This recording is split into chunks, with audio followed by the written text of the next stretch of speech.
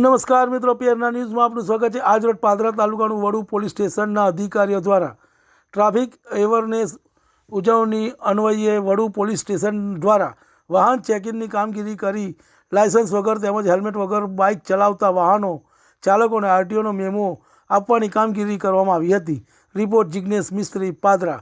તમને અમારા સમાચાર પસંદ આવ્યા હોય તો લાઇક, શેર, બેલ આઇકોન અને સબસ્ક્રાઈબ કરો।